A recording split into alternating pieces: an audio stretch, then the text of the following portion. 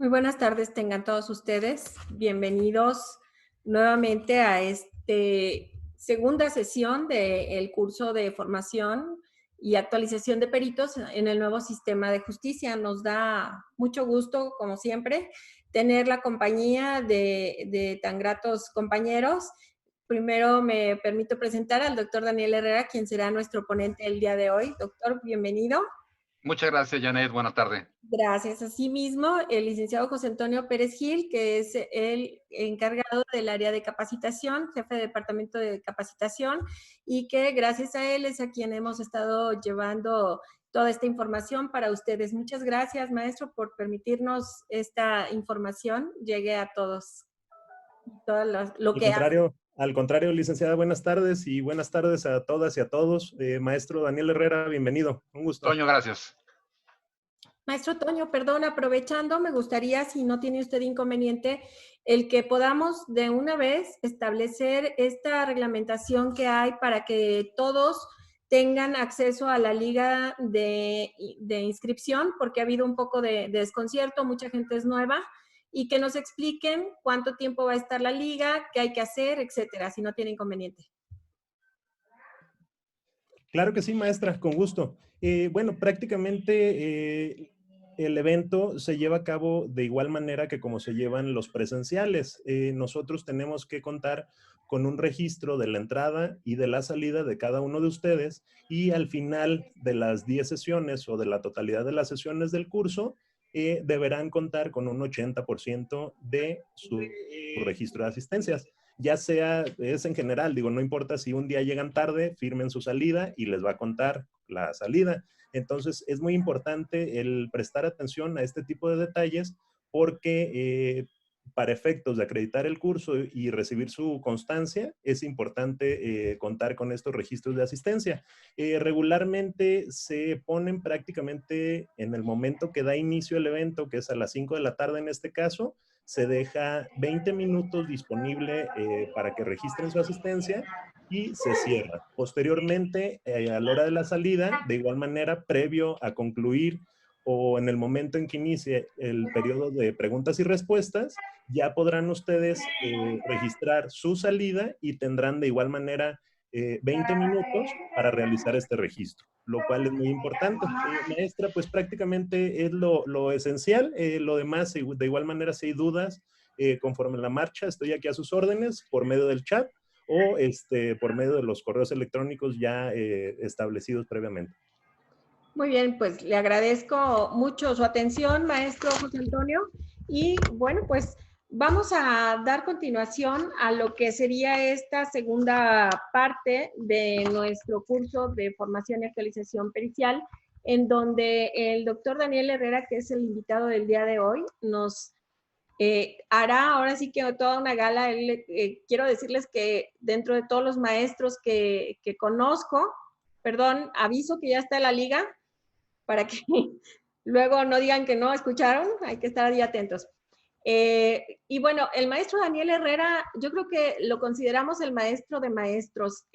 Yo seguramente ha sido formador de muchísimos jueces, además de secretarios y todas las personas que han pasado a través de su juzgado, y no digo, además de litigantes, que quienes nos hemos acercado en muchas ocasiones a pedir un consejo, a pedir su punto de vista, no duda nunca en compartirnos sus conocimientos, y yo siempre digo que son de esas personas de la vieja guardia que siempre están para servirnos. Es un gran ejemplo de un servidor público. Bueno, muchas gracias, Janet, por las palabras.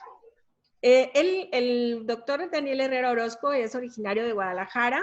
Estudió la carrera de abogado en la Facultad de Derecho en la Universidad de Guadalajara, además de la maestría en Derecho con opción terminal en Derecho Civil y Financiero en el Centro Universitario de La Ciénega de la Universidad de Guadalajara en Ocotlán, Jalisco. Además de que está actualmente en el doctorado en Derecho Judicial. Ha impartido clases en muchísimas instituciones, universidades públicas y privadas, además de que ya cuenta con bastantes años como maestro en la UNITA sobre todo, y en la Escuela Judicial, en donde siempre ha tenido un lugar muy especial. Cuenta con una antigüedad de casi 30 años laborando en el Poder Judicial del Estado. Estuvo en diferentes categorías judiciales, desde secretario relator, juez primero de lo civil, juez noveno de lo mercantil, juez segundo de lo mercantil, juez noveno de lo mercantil, actualmente es juez octavo de lo mercantil en el primer partido judicial. Además ha participado como asistente, expositor, participante, es disertante en múltiples cursos, diplomados, congresos, foros, conferencias, etcétera, tanto a nivel nacional, local, regional, inclusive de manera internacional.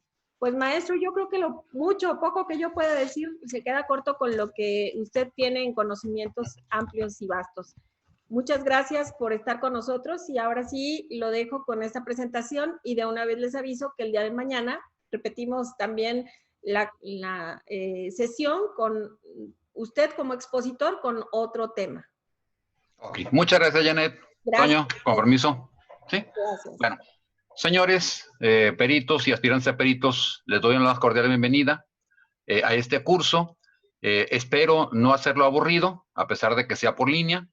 En muchas ocasiones preferimos que sea presencial, el contacto humano siempre nos enriquece, pero bueno, hay que adaptarnos a la modernidad, a las situaciones que estamos viviendo, que esperemos que no vuelva a pasar, ni para nosotros, nuestros hijos, nuestros nietos, que esto es medio complicado.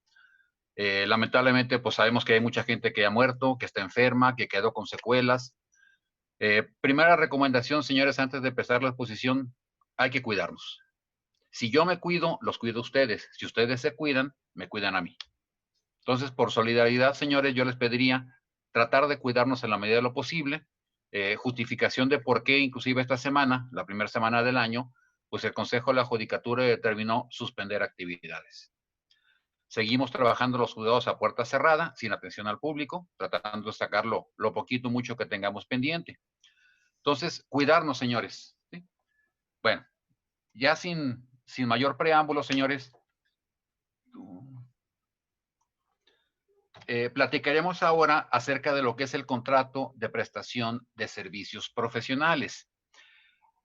Este contrato es precisamente cuando un profesionista, no únicamente peritos, puede ser médicos, puede ser arquitectos en el ejercicio de su profesión, abogados, contadores, etcétera. Celebramos este contrato mediante el cual somos contratados por un particular, por un cliente, para efecto de que le brindemos un servicio profesional o que requiere del estudio de una profesión y por lógica de una cédula profesional. ¿Sí? Aparte, podemos celebrar otro tipo de contratos, como el contrato de prestación de servicios personales, que ahí sí no se requiere que sea un profesionista. Este contrato tiene esa característica en donde tiene que ser un profesionista con cédula profesional, con título expedido por alguna institución autorizada. Sin embargo, yo trataré de desmenuzar. Primera palabra, contrato. ¿Qué es un contrato? Muchos de ustedes ya han tomado este tipo de cursos, ya más o menos traen una idea, o simplemente por cuestión social tenemos la idea de que es un contrato. Trataría de dar una explicación breve, no muy complicada, señores, acerca de lo que es un contrato, entendiendo sobre todo que muchos de ustedes pues no son abogados y quizás si entro a mucha cuestión profunda, pues se van a aburrir. Simplemente decirles, un contrato técnicamente se ha definido por el artículo 1792 del Código Civil Federal como el acuerdo de voluntades para crear, transferir, modificar o extinguir derechos y obligaciones. Ojo, acuerdo de voluntades, de intenciones. Esto implica que un contrato, en principio, son únicamente ponernos de acuerdo ustedes como profesionistas y yo como su cliente. Puede ser verbal. La mayoría de los contratos que están regulados en Código Civil o en leyes son consensuales. Basta el consentimiento para que el contrato sea válido legalmente hablando. Sin embargo, vamos a tener un problema.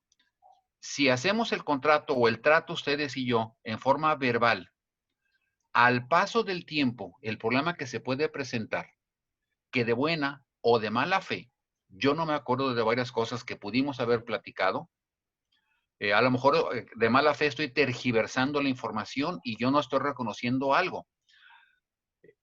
Esa es la situación que yo les diría. Algún contrato que para ustedes sea importante en cuanto a lo que están adquiriendo, lo que se están comprometiendo, el dinero que representa. Si es importante para ustedes, yo siempre he sugerido, señores, que aunque el Código Civil Federal o el del Estado no establezca la obligación de que sea por escrito, si es importante para mí, yo sugiero háganlo por escrito. No lo exige el código, pero tampoco lo prohíbe. Quizá un ejemplo, señores, yo contrato a alguno de ustedes, arquitecto o ingeniero, para la construcción de una vivienda. Yo sé que son peritos, que son profesionales, no tengo problema. Insisto, al paso del tiempo, señores, de buena o de mala fe, podemos cambiar las cosas y empiezan los problemas. Y ojo, si ustedes como profesionistas no hicieron un contrato por escrito y yo les quedo mal, ¿cómo me van a demandar? Si el Código de Procedimientos Civiles o el Código de Comercio hablan de que junto con la demanda obligatoriamente debe exhibirse el documento fundatorio de la acción. Y si ustedes no tienen contrato, ¿cómo me van a demandar? Se complicaría porque van a tener que tramitar un medio preparatorio de juicio para efecto de citarme, que yo vaya al juzgado y yo reconozca. Y lo viene otro problema. Y si no reconozco, si digo que no es cierto lo que ustedes están diciendo, que sí se le va el contrato, pero no es cierto lo que dicen. O sea, no acepto la situación. Entonces, aquí se complicaría, señores, porque tendrían ustedes que buscar otro medio alterno. Mucha gente está hablando en este contrato. Sin embargo, les sugiero, chequen ustedes el Código de Procedimientos Civiles o el Código de Comercio y sí habla de la posibilidad de preparar el juicio vía declaración de testigos, cuando estos sean de edad avanzada, cuando estén próximos a perder la vida o se vayan a retirar a un lugar donde sean difíciles las comunicaciones. Solamente en estos tres casos pueden presentar testigos. Entonces, y reitero, señores, si ustedes lo hacemos por escrito, este contrato de prestación de servicios profesionales, y hacemos 2 ejemplares, uno para ustedes y otro para mí, ya no tenemos problema. Y queda perfectamente establecido a qué me estoy comprometiendo yo y a qué se están comprometiendo ustedes. Y así el día de mañana que yo les reclame y yo les digo, oiga, ¿por qué puso un castillo de 3 varillas cuando en el contrato dijimos que era de 4? Si lo ponemos por escrito, no tenemos ningún problema. ¿Sí? Bueno, este acuerdo de voluntades, señores, insisto, basta el consentimiento, salvo en algunos casos en donde el propio código o la ley respectiva establezcan la obligatoriedad de que sea por escrito o en escritura pública. Un ejemplo, contrato de arrendamiento, que el Código Civil del Estado de Jalisco dice que debe celebrarse o plasmarse por escrito. Cuando tramitamos un bien inmueble, tiene que ser escritura pública obligatoriamente. Son casos contados, son los menos, donde el código establece algún requisito de formalidad o de forma. ¿Sí? Sobre esta tesitura, señores, este acuerdo de voluntades, lo que podemos hacer es crear, transferir, modificar o extinguir derechos y obligaciones. Varios tratadistas dicen que el género, o lato sensu, como dice ahí la diapositiva, el género es convenio. Otros tratadistas dicen que no, que es contrato, el género, y que se subdivide a su vez en contrato propiamente dicho y en convenio. Es una discusión un poquito superflua. Llámenle contrato, llámenle convenio. Es más, si hacemos un documento, señores, y yo contrato al contador Roberto, y ponemos en el documento y empezamos y le ponemos acuerdo de voluntades mediante el cual el profesionista me traslada a la propiedad de un vehículo. Ojo, técnicamente es una compraventa. No importa el nombre que le pongamos, lo que le va a dar matiz a un contrato es el tipo de obligación que estamos generando, tanto para él como profesionista, como para mí como cliente. Eso es lo que va a dar el nombre al contrato, no el nombre que le pongamos. ¿Sí? Entonces, tenemos esa ventaja, señores, llámale convenio, llámale contrato, podemos crear. Yo lo estoy contratando a ustedes para efectos de que me den un servicio. Podemos transferir a otra persona. Podemos modificar lo que ya habíamos hecho en primer lugar o podemos darlo por terminado. Contrato de extinción de contrato, contrato de terminación, como quieran llamarle. ¿Sí? Entonces tenemos todo ese tipo de facilidad para poder acordar lo que nosotros queramos. Yo les comentaba que la clasificación, en este caso le puse contratos, es el contrato lato sensu o sentido amplio, que se subclasifica a su vez en contratos propiamente dichos o en sentido estricto y en convenios. En esta parte pueden llamarle contrato, pueden llamarle convenio, ese es lo de menos. No es tan trascendental. Lo que sí nosotros normalmente acostumbramos, y ojo, acostumbramos que cuando vamos a crear o transferir, le llamamos contrato. Cuando vamos a modificar o extinguir, le llamamos convenio. Y esta extinción o esta modificación puede ser parcial o puede ser total. ¿Sí? Pero es una costumbre, señores. Insisto, si yo le pongo contrato o le pongo convenio, no hay ningún problema. Tan es así. Todo mundo, cuando estamos ahí en juzgados, ya sea como litigantes o incluso peritos o clientes o funcionarios, pues siempre decimos que pues, venimos a celebrar un contrato para efecto de ya llegamos a un arreglo. Y como que tenemos la fijación de que todo mundo le decimos, un convenio de transacción. Pues sí, podemos llamarle convenio de transacción. Sin embargo, si ustedes checan Código Civil, el Código Civil del Estado de Jalisco lo establece y lo regula como contrato de transacción. Entonces, si yo le llamo contrato, le llamo convenio, está por demás. ¿Sí? Bueno, desde que se celebra un contrato, y ya dijimos que la mayoría de ellos es verbal, nos obliga a todo lo que hayamos pactado, lógicamente que no sea contrario a derecho. Entonces nos obliga a todo lo que hayamos establecido en el contrato, pero también quedamos obligados a cualquier otra consecuencia que establezca la ley. En cierto momento, yo hablo con el contador Roberto, como comenté hace un momento, Roberto Gallardo, le pido que lleve mi contabilidad, un ejemplo, lo contrato a él como contador. En el contrato ponemos ciertas cosas, no pusimos todas las posibilidades porque no quisimos desgastarnos. En caso de que yo incumpla, él pudiera pedir la rescisión del contrato por el incumplimiento que estoy incurriendo, aunque no lo hayamos pactado. La respuesta es sí. Y si él por su negligencia o por su impericia o por su descuido no presenta las declaraciones, causa un daño o un perjuicio, yo lo puedo reclamar a él, aunque no esté pactado en el contrato.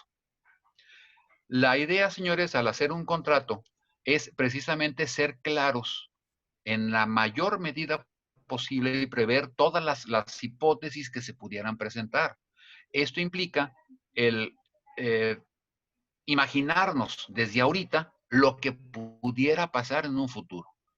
Y si no presenta declaraciones, y si no le doy información, y si no le presto, y si le pasa esto, y si pasa el otro, aunque sea un contrato muy largo, señores, un contrato no implica cierto número de cláusulas. Podemos poner 2 cláusulas o podemos poner 500.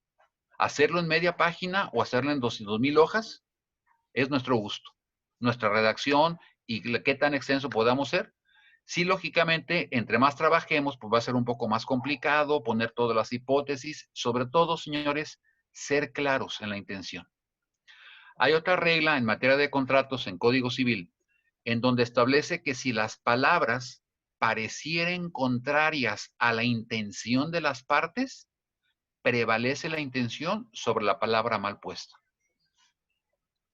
Nos ayuda el mismo código a interpretar esas lagunas o deficiencias. ¿Sí?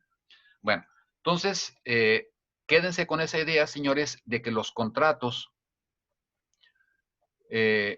nos obligan a todo lo que hayamos pactado, siempre y cuando sea permitido por la ley, y a cualquier otra consecuencia establecida por el propio código o la propia ley. Les comento que aun cuando lo pactemos, Si vamos en contra de la ley, está prohibido, o vamos en contra de la moral, no va a tener ninguna eficacia. Ejemplo, en ese contrato hipotético con el contador Roberto, quedamos de que yo me obligo, o él se obliga a quitar cualquier multa. Ojo, no depende de él. El poder de tumbar una multa impuesta por la autoridad fiscal, pues ya implicaría otro tipo de factores independientes del contador.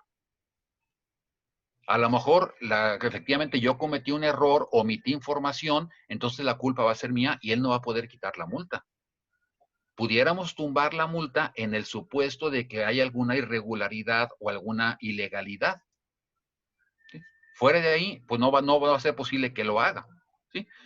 Hacemos un contrato con algunos de los arquitectos o ingenieros, donde van a construir mi casa, pero yo le pongo una cláusula donde se comprometen ustedes a responder permanentemente o eternamente de que la casa no se va a caer en caso de un temblor. Pues quizá ustedes como constructores pues saben de que hay ciertas reglas, o por lógica les diría de que la fabrican soportando los temblores normales. Pero si llega un temblor extraordinario, pues así sea el mejor edificio del mundo, se va a caer. ¿Sí? Entonces, hay cosas que no, aunque las pactemos, no pudieran surtir ningún efecto. ¿Sí? Ok. Esos contratos, señores, traté de aquí de plasmar una clasificación. Hay de varios tipos o varias características. Hay contratos unilaterales, bilaterales y plurilaterales.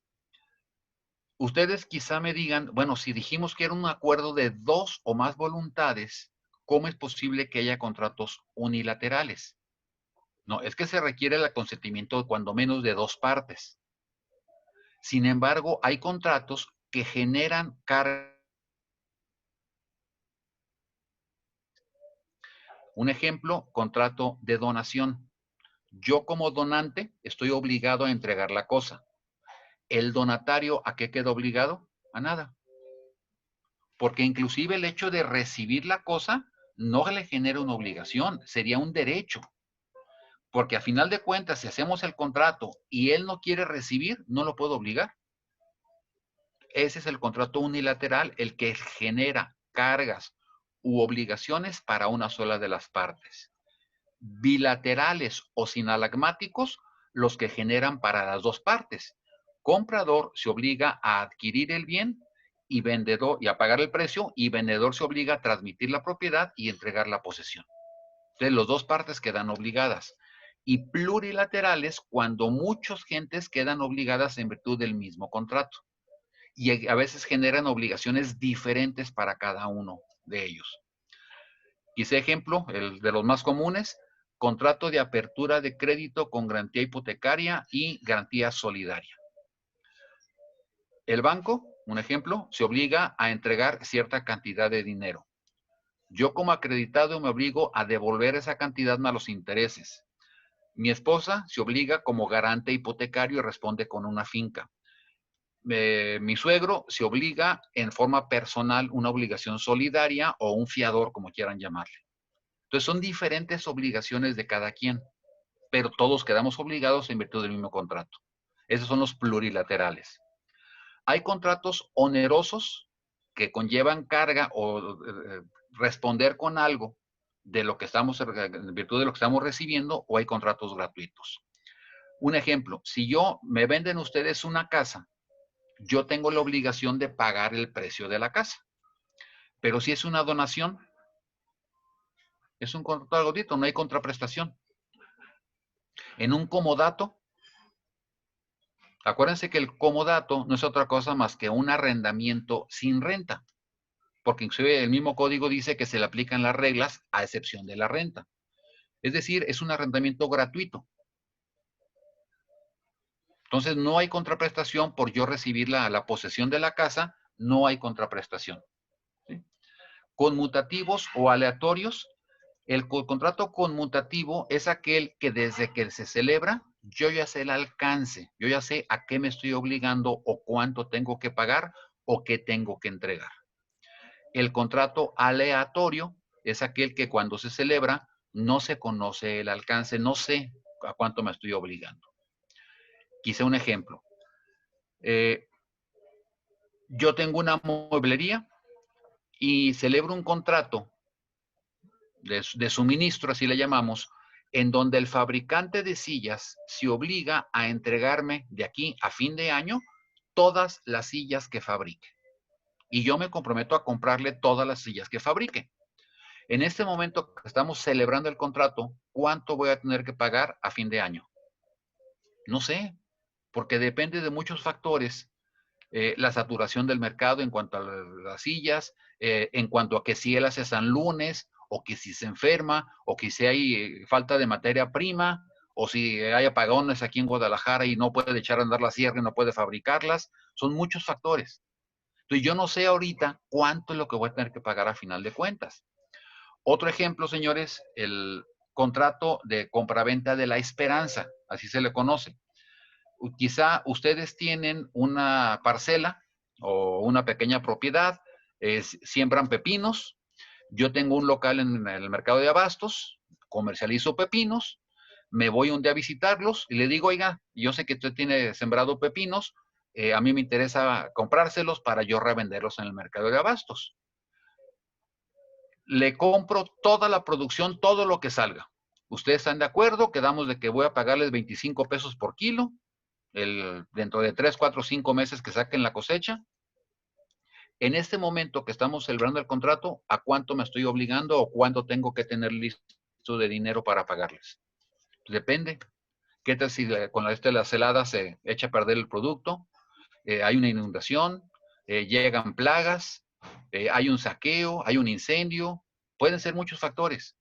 Entonces, ese es el contrato aleatorio, el que cuando lo celebramos no conocemos el alcance. El conmutativo es aquel que desde que se celebra, yo ya sé que tengo que pagarles por su casa 3 millones de pesos con 1 centavo. Ya está fijo. ¿Sí?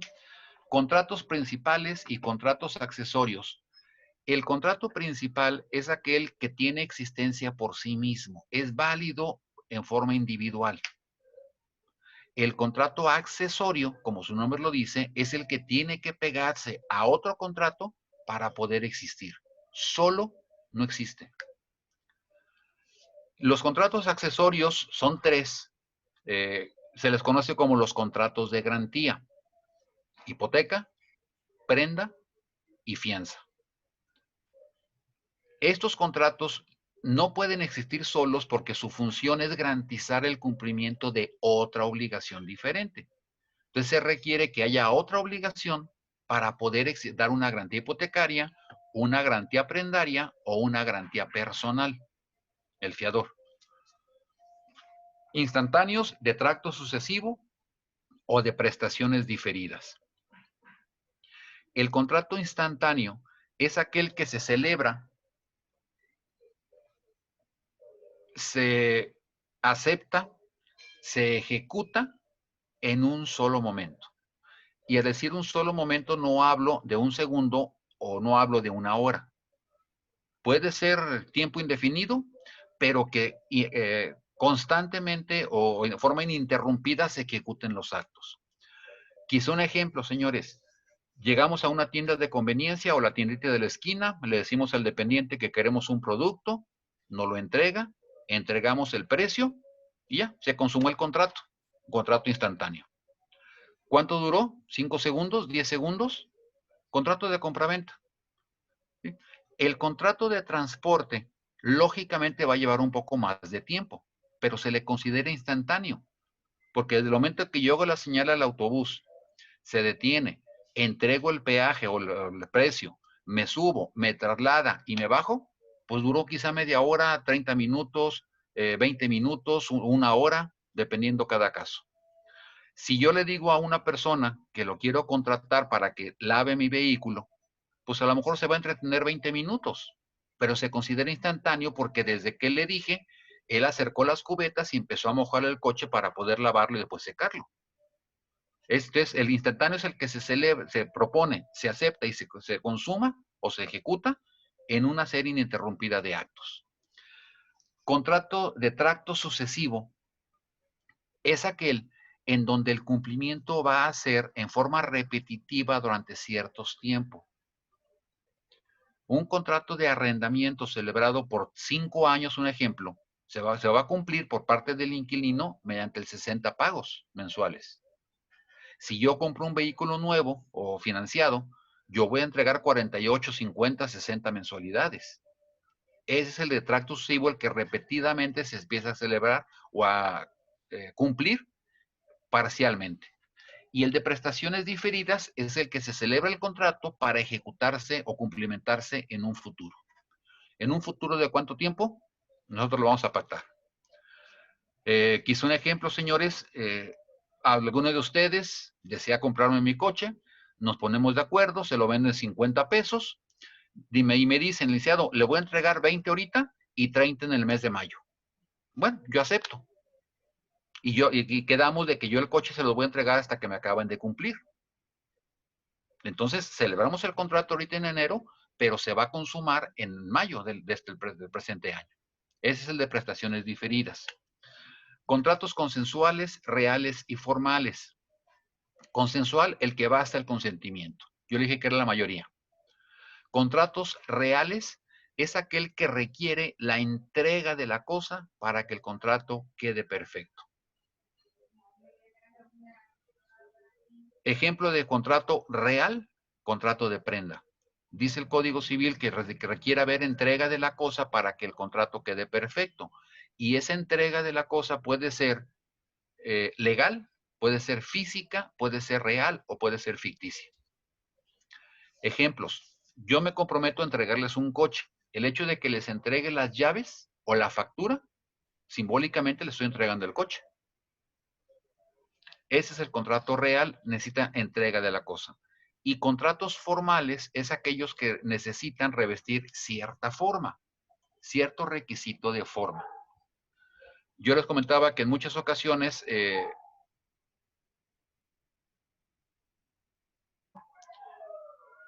contrato de compraventa o de donación o de traspaso o permuta de bienes inmuebles debe ser escritura pública.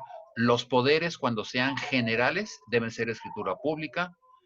Sin embargo, los contratos formales son mínimos. La mayor parte de los contratos son los consensuales. Contratos nominados e innominados. Contrato nominado es aquel que la ley le da un nombre. Le llama permuta, le llama donación, renta vitalicia, contrato de prestación de servicios profesionales, compraventa, etc. Los innominados no tienen nombre, el código no les da un nombre. Normalmente el nominado es típico, el que está regulado por el código, y el innominado es atípico. Pero aquí tenemos una ventaja, señores. El Código Civil, que es el que regula los contratos, pues establece o regula o indica una serie de contratos, algunos de los cuales ya les comenté hace un momento.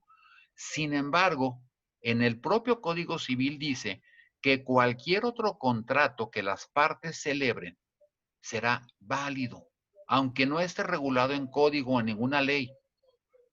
No hay ningún problema. Sin embargo, ese contrato se va a regir primero por las reglas generales de los contratos. Y ahí sí, en Código Civil maneja una serie de reglas, que veríamos algunas ahorita. En su defecto, por la voluntad de las partes, lo que hayan pactado. Y ese pacto, señores, no es omnímodo, no es en todos los casos, ni se trata de que yo quiero pactar lo que yo quiera. Hay un principio general de derecho que dice que en materia de contratos, la voluntad de las partes es la ley máxima. Sí, pero tiene limitaciones. Siempre y cuando no violemos la ley, no vayamos en contra de una ley de orden público, no afectemos a la moral o las buenas costumbres. No podemos celebrar un contrato de compraventa de marihuana, señores, está prohibido. Ni podemos celebrar un contrato de prestación de servicios personales donde una persona se obliga a prostituirse en mi favor, por si algo, yo voy a regentear su dinero. Eso es trata de blancas, está prohibido. ¿Sí? Entonces, sí podemos pactar lo que queramos siempre y cuando estemos dentro del marco legal. Y lo que seamos omisos nosotros, entonces se va a aplicar la regla del contrato con el que tenga más parecido. Repito las 3 reglas, señores. Los contratos que no estén regulados por código ni por ninguna ley son válidos y se van a regir por las reglas generales de los contratos. Primera regla. Por lo que pacten las partes, segunda regla. Y en lo que fueran omisas, por el contrato con el que tenga más parecido. Finalmente, tenemos el contrato intuitus personae e indifferens personae. Intuitus personae, aquel contrato celebrado por la institución de la persona, por las características, la calidad, el profesionalismo, el prestigio, la recomendación X. Yo celebro este contrato con una persona específica por sus características personales. No a cualquier persona voy a hacer una donación. Lógicamente hay parentesco, hay gratitud, hay favoritismos, hay algo. Tiene que haber algo en esa persona para yo poder celebrar el contrato. Un poder normalmente no se lo doy a cualquier hijo de vecino. Tiene que haber algo en esa persona. Indifferens personae es con persona indiferente. Si yo quiero vender mi coche, le pongo un signo de pesos en el vidrio trasero y cualquier persona que me pague el precio, yo se lo voy a vender. ¿Sí? Bueno. Hay otra clasificación en cuanto a los efectos. Voy a tratar de ser un poco más rápido. Traslativos de dominio. Transmiten la propiedad. Compra-venta, permuta, donación. Segundo, contratos traslativos de uso y disfrute. Yo les transmito el bien, pero ojo, el uso o el disfrute, no la propiedad. Arrendamiento, comodato. Contratos de trabajo y gestión. Prestación de servicios profesionales, prestación de servicios personales, contrato de obra a precio alzado. Entonces, ustedes van a hacer trabajo y gestión. Siguiente, contrato constitutivo de personalidad y gestión colectiva.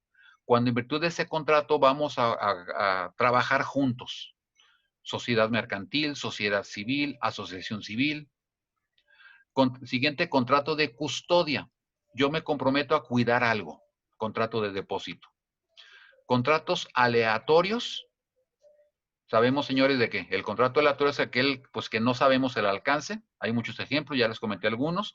Contrato de compraventa de la esperanza, contrato de cosa futura, contratos de garantía y afirmación de derechos. ¿Sí? Los de garantía ya les comenté que es prenda, hipoteca y fianza, o el contrato de reconocimiento de adeudos. Contrato de crédito, que sabemos que hay muchos, contra apertura de crédito simple en cuenta corriente, contrato de crédito refaccionario, de habilitación navío, y finalmente contratos sui generis o de características especiales. ¿Cuál es el contrato sui generis? Aquel que tiene una característica especial, reglas diferentes. Un contrato de fideicomiso, ¿será traslativo de dominio o traslativo de uso o de custodia? Depende de lo que pactemos, señores, puede ser de los 3. Y un ejemplo, el contrato de fideicomiso, yo siempre lo he sostenido, es el contrato más maleable que existe en la legislación mexicana. Y por decir maleable, se me figura, si me permiten el ejemplo, una barra de plastilina, así como cuando estábamos en la primaria, que nos lo da la maestra o el maestro, y nos dice, haz una figura. Y a lo mejor yo hago un león, alguien hace un carrito, otro hace una casa, otro hace un caballo. Ese es el contrato de fideicomiso. Podemos pactar lo que queramos, pueden ser de administración, de custodia, de disfrute de uso, tratativo de dominio, de gestión de negocios, de administración. Lo podemos manejar como queramos. A eso me refiero con el contrato sui generis. ¿Sí? Bueno, ¿cuáles son los elementos que debe tener un contrato? Esto es, señores, le hago una pequeña aclaración. Lo que se conoce a través de la historia como la escuela francesa o la teoría clásica. Siempre manejaban estos 2 elementos, elemento de existencia y de validez. Hay otra corriente, más se la conoce como la escuela moderna o alemana, en donde los alemanes o la escuela alemana no regula los elementos de existencia. Ellos dicen, no, es que si no se dan los elementos de existencia, pues prácticamente el contrato no existe. Y si no existe, pues no tengo que regular nada. Entonces, ellos se van únicamente por los elementos de validez. ¿Sí? no por los elementos de existencia. La escuela francesa maneja los dos. Por cuestión de entender un poquito, se los manejaría. ¿Cuáles son los elementos de existencia? Debe haber consentimiento. Las partes deben estar de acuerdo. Y lógicamente ese consentimiento pues tiene que ser acorde, puede ser coetáneo, deben ser en el mismo sentido. ¿Sí? Va a haber un objeto. Y en teoría se considera que ese objeto se divide en tres tipos: objeto directo, objeto indirecto y objeto material. El objeto directo, en teoría, estoy hablando teóricamente, el objeto directo es la intención que tienen las partes de crear derechos y obligaciones recíprocos entre sí. El objeto indirecto es el motivo personal de cada contratante por el cual está celebrando ese contrato. ¿Sí? Y finalmente, el objeto material, pues es la cosa, materia del contrato. La casa que estoy vendiendo, el servicio que me van a prestar. ¿Sí? Y finalmente, la solemnidad. Actualmente, señores, no existe ningún contrato solemne. Hubo durante mucho tiempo, desde el derecho romano y hasta hace algunos años, finales del siglo pasado, todavía había algunos contratos solemnes, ya muy poquitos, y que yo recuerdo únicamente me tocó ver uno, que era el contrato de matrimonio. Hace muchos años se decía que el matrimonio era un contrato en virtud del cual un hombre y una mujer se unían en el legítimo matrimonio para formar una familia, etc. Y había ciertas obligaciones, y había que ser ante el oficial de registro civil, y tenía que decirse casi sacramentalmente la frase de que en nombre de la ley y de la sociedad los declaro unidos en legítimo matrimonio. Entonces, había cierta solemnidad. Ojo, diferente a formalidad, no los confundan. En la actualidad, señores, año 95, se modifica el Código Civil del Estado de Jalisco y ahora se dice que el matrimonio es un acto jurídico. Contratos solemnes. La escuela alemana establece que si no hay consentimiento o no hay objeto, posiblemente no hay contrato. Y sería tanto como si yo les quisiera demostrar a ustedes que aquí, en la casa de ustedes o atrás de mí, no hay un elefante rosa. ¿Y cómo les demuestro que no hay un elefante cuando no existe el elefante? A eso se refieren ellos. Por eso ellos no estudian los elementos de existencia y solamente estudian los elementos de validez. La escuela francesa o la escuela clásica sí establece los dos tipos de elementos. Los elementos de validez, primero, el consentimiento o la voluntad de las partes debe ser libre, es decir, carente de lesión, de error, de dolo, de mala fe, de reticencia o de violencia. Si se presenta alguno de estos vicios, entonces el contrato, ojo, se nulifica. Si falta un elemento de existencia, lo correcto era demandar la inexistencia del contrato. Si falta algún elemento de validez, que uno de ellos es la voluntad libre, tenemos los demás, entonces se propicia la nulidad del contrato. ¿Sí? Ok. ¿En qué consisten estos? También es un relajo, señores. Me gusta un poquito leer, y de los varios libros que he leído, pues he encontrado un choque entre tratadistas impresionantes. Algunos se critican, otros simplemente dan su punto de vista. Simplemente para efecto de entender un poquito en qué consiste cada uno, transcribí algunas definiciones o algunos artículos. En cuanto a error, se dice que es un falso concepto de la realidad. Yo creo que está haciendo calor. Bueno, pues sabemos que está haciendo frío en esta época de invernal. ¿Sí? Es un falso concepto de la realidad. Yo creí que era oro y resulta que es dorado. Estoy en un error. Es el conocimiento equivocado de una cosa, de un hecho o de una norma jurídica. Es que yo creí que sí podía, cuando la ley de tránsito prohíbe dar vuelta a la izquierda, en la calzada de Independencia, por ejemplo. Yo creí que sí. ¿Sí? Es la inadecuación de algo o de alguien con la realidad. Ese es un error. ¿Qué es dolo? Nos dice el 1287 del Código Civil del Estado de Jalisco que se entiende por dolo cualquier sugestión o artificio que se emplee para inducir a error o mantener en él a alguno de los contratantes. Cuando lo hacemos con intención de que caiga en el error o de mantenerlo. Algunos tratadistas consideran que estos, señores, el dolo no existe. Es un error provocado o mantenido, pero es un error. ¿Qué es la reticencia? Hay reticencia cuando uno de los contratantes no hace saber al otro un hecho o hechos conocidos por aquel e ignorados por éste, y que si éste los hubiera sabido, no hubiera celebrado en sus términos el contrato o el acto jurídico. ¿Sí? Si tú me hubieras dicho que esto no es plata, sino que es pewter, pues a lo mejor no celebré el contrato o no pago lo que me cobraste. ¿Sí? También en contraposición, otros tratados dice, es que esto es un error a final de cuentas. No existe la reticencia. ¿Qué es la violencia? La violencia se maneja desde dos puntos de vista diferentes. Cuando se emplea la fuerza física o cuando se emplea amenazas que importen la posibilidad de perder la vida, la honra, la libertad, la salud o una parte considerable de los bienes de la persona, de su cónyuge, ascendientes, descendientes o parientes colaterales dentro del segundo grado. Ejemplos concretos: violencia física. Yo hablo con alguno de ustedes, le digo que quiero que me den el servicio y le doy 3 cachetadas y 4 coscorrones y le digo, fírmale. No quieres, una patada en la espinilla. Y tampoco quiere 4 cachetadas hasta que firman. Esa es violencia física. Violencia psicológica, por decir una manera.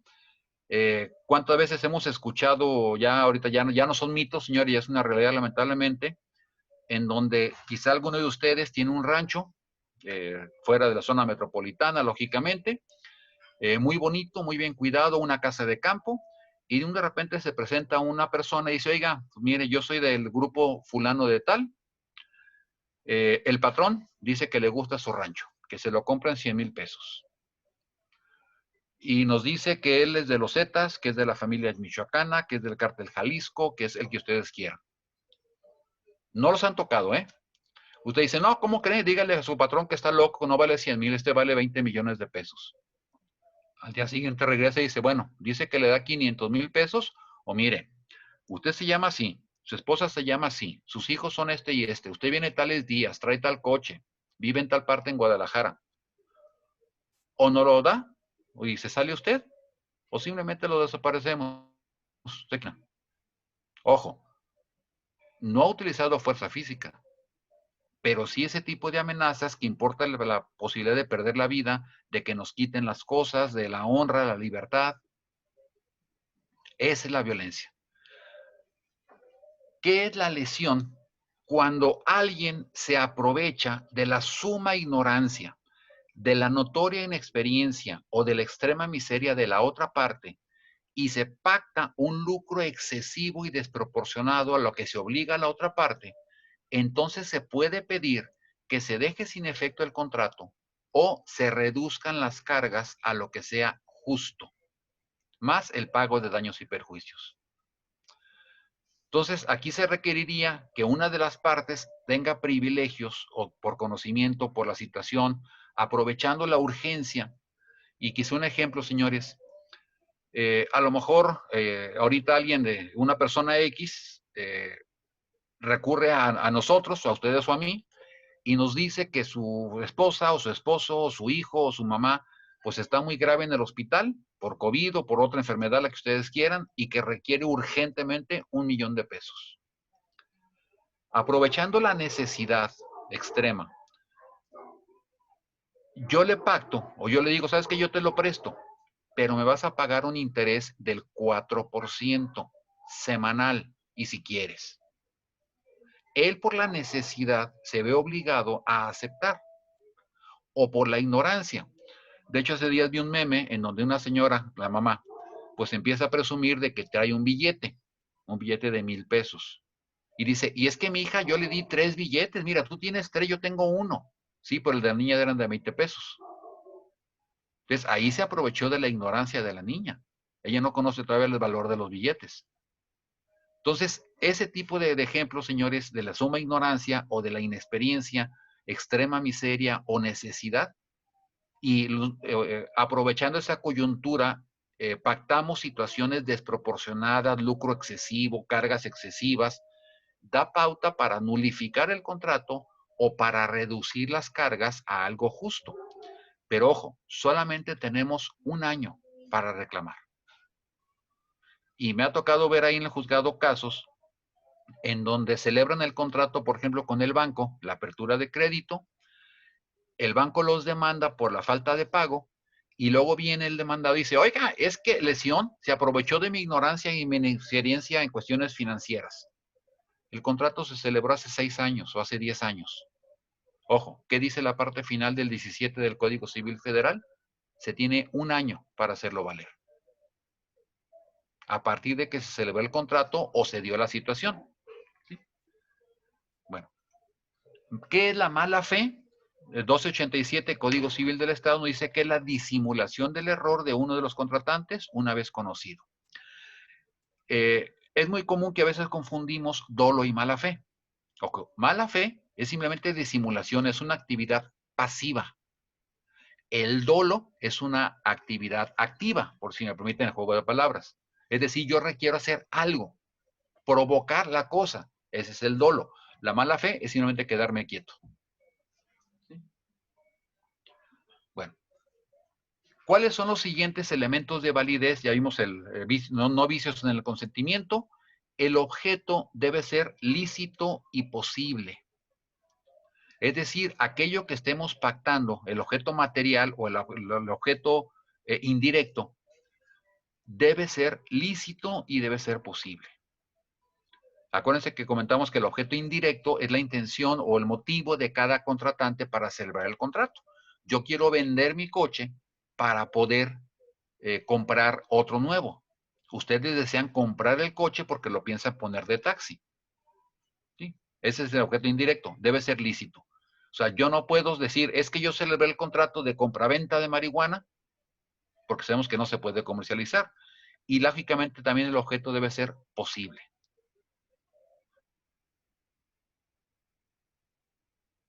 Para solicitarle que creen el mecanismo para que yo me pueda embarazar.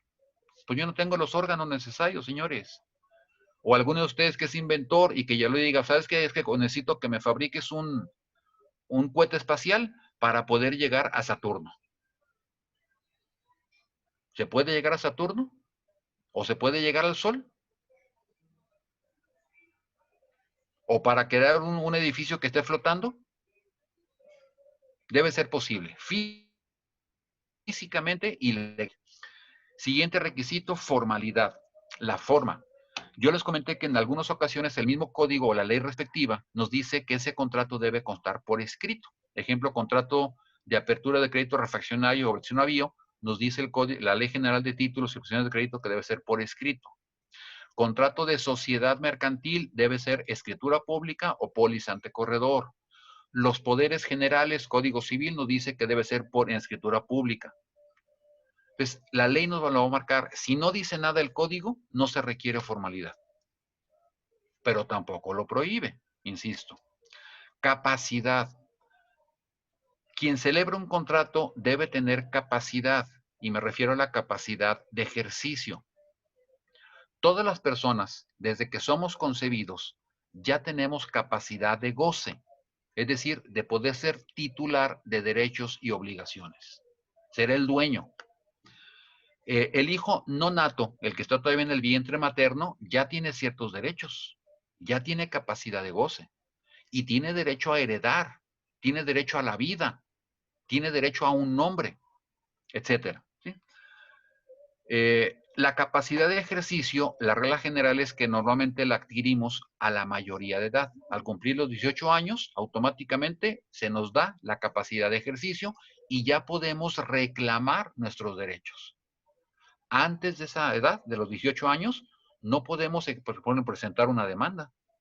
Tiene que ser nuestro representante legal, que es quien ejerza la patria potestad. Entonces, a eso se refiere esta capacidad de ejercicio. Sabemos también que legalmente existe la posibilidad de que aún los menores de edad adquieran la capacidad de ejercicio cuando se presente la emancipación. ¿Sí? Siguiente elemento de validez, la representación. Yo quiero celebrar el contrato, o imagínense ustedes que celebran un contrato con la empresa del Patito Azul. ¿El Patito Azul SADCB existe físicamente? La respuesta es no. Las empresas o las sociedades mercantiles son ficciones jurídicas y no hay que confundir el local en donde está instalada la empresa a técnicamente lo que es la empresa. La empresa es una ficción jurídica que actúa a través de sus representantes legales o apoderados. Entonces, quien comparezca a nombre de la empresa, del Patito Azul, necesita demostrar esa representación con el nombramiento como administrador general único, con el poder respectivo, con el documento idóneo. ¿Sí?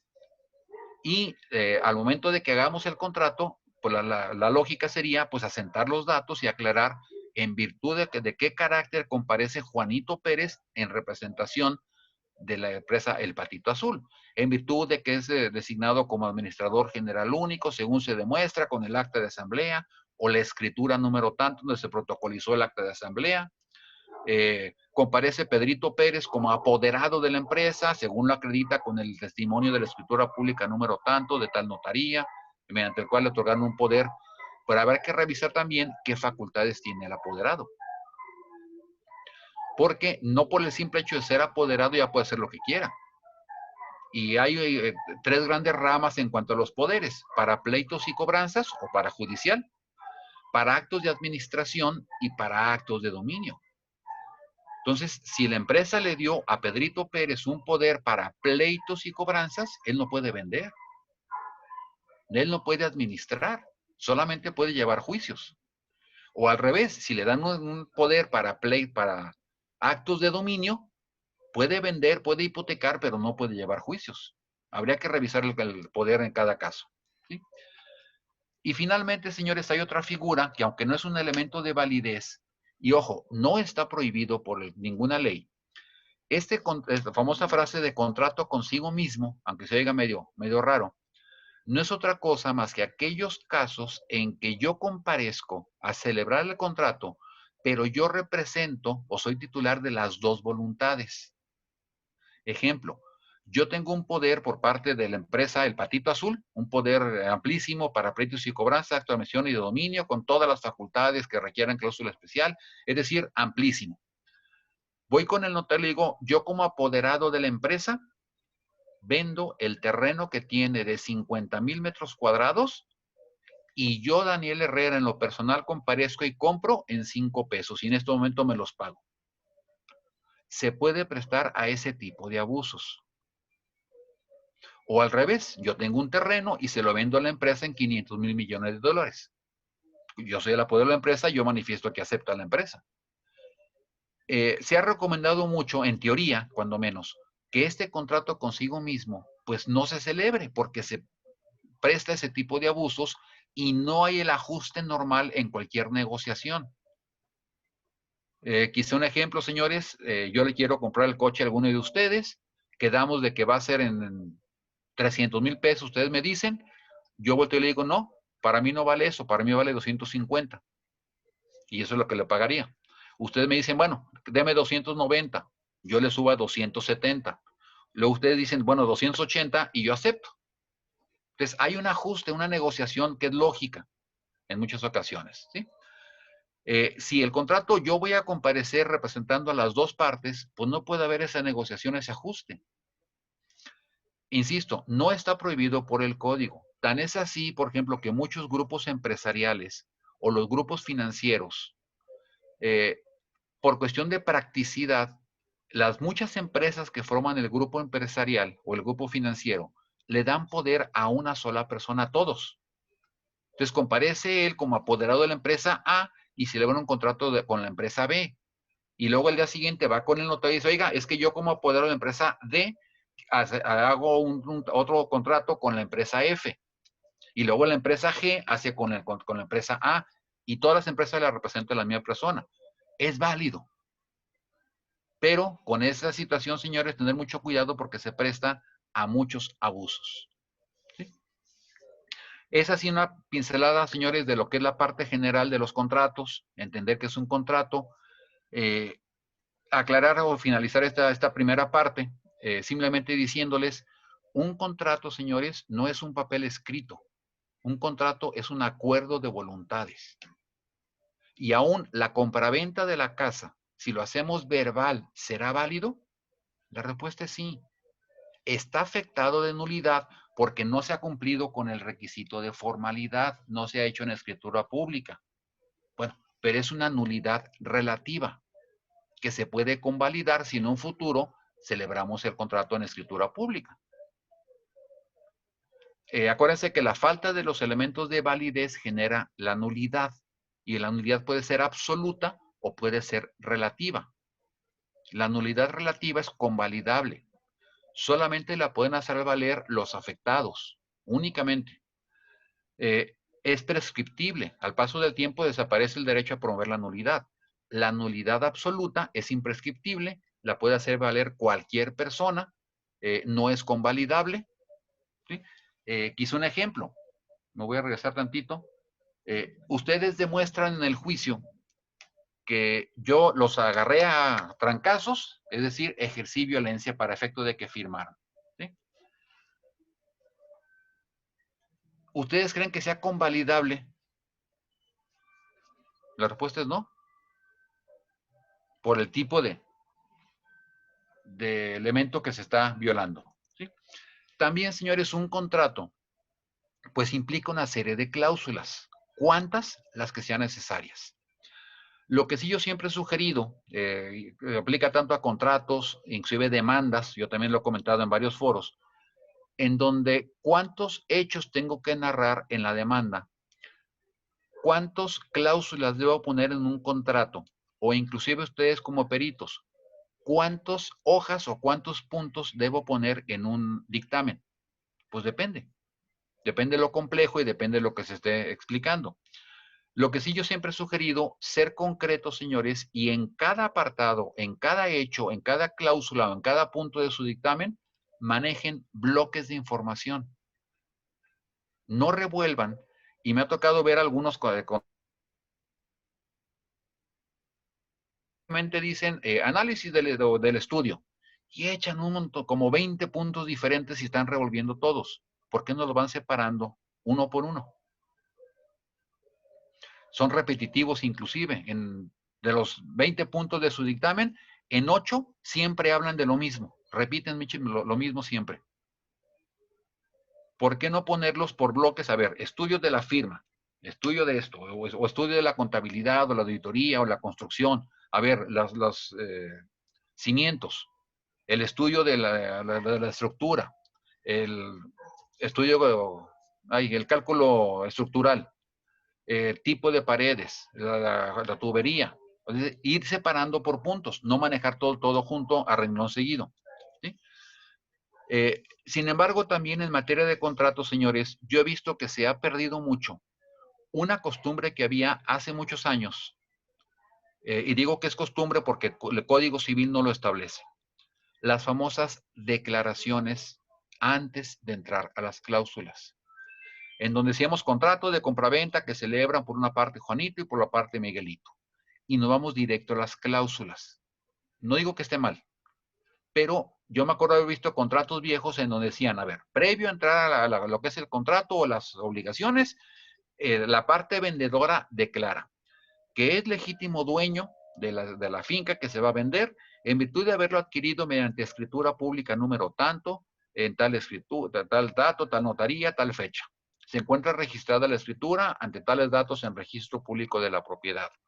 Sigue declarando el vendedor que es su deseo vender la casa y que aunque, voy a manejar un ejemplo, aunque está consciente que su valor comercial es de $1,500,000 de pesos, está de acuerdo en que se venden 1,300,000. Por la necesidad que tiene, porque así lo combino con la parte compradora, X. Sigue declarando que es su deseo vender la casa porque con ese dinero se va a atender enfermedades. Declara el comprador que es su deseo el comprar la casa, que el precio le considera justo, que el dinero con el que va a pagar tiene un origen legal. ¿Sí? Y luego ya entramos a lo que son las cláusulas, ¿sí? Y generamos las obligaciones.